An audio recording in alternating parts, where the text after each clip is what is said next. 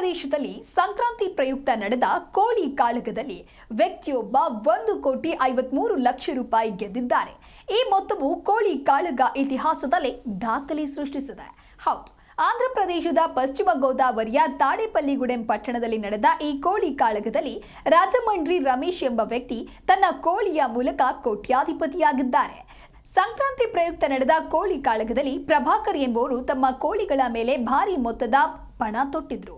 ಹೋರಾಟಕ್ಕೆ ಬಳಸಲಾದ ಕೋಳಿಗಳ ಕಾಲುಗಳಿಗೆ ಚಾಕುಗಳನ್ನು ಕಟ್ಟಲಾಗಿದ್ದು, ಇದು ಹೋರಾಟವನ್ನ ಇನ್ನಷ್ಟು ಅಪಾಯಕಾರಿಯಾಗಿಸಿತ್ತು.